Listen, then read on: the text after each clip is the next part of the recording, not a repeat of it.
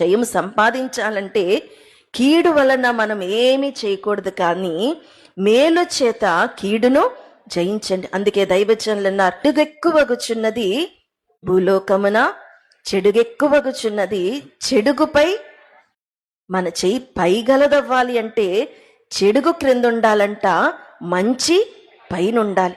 మనం కీడు చేత జయింపబడక దేని చేత కీడును జయించాలంట? మేలు చేత కీడును జయించాలి. ఇది సాధ్యమేనా? అది సాధ్యం చేయటానికే యేసయ్య లోకానికి వచ్చారు. ఇది సాధ్యమని చూపించి చివరకు మరి శిలువ మీద ప్రభు పలికిన మొదటి మాట, తండ్రి నిజమే, వీరేమి చేయుచున్నారో వీరెరుగరు గనుక వీరిని క్షమించండి. కాబట్టి ఈరోజు మనము కూడా అలాంటి మనస్సు కలిగి ఉంటే, మరి నిజంగా ఒకవేళ మీ మనసులో నుండి ఇవన్నీ తీసేశారనుకోండి, రేపటి నుంచి యాక్టివ్గా ఉంటారు. రేపటి నుంచి ఎట్లా ఉంటారు?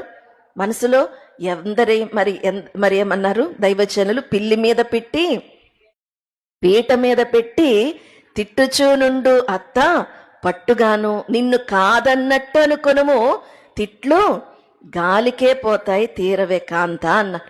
అంటే మనల్ని కాదనుకుంటే తిట్లు ఎక్కడికి వెళ్ళిపోతాయంట. కానీ ఆ తిట్టు నాకే, ఇది నా మీదే అని మనం గనక కక్షలు పెంచుకుంటే ఉండే కొలది ఏం పెరుగుతాయి?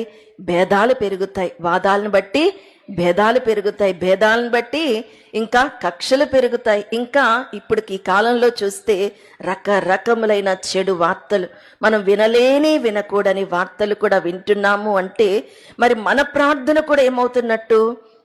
తక్కువ అవుతున్నట్టే. మనము ఇతరులకు ఏమవ్వాలి అంటే మాదిరిగా ఉండాలి.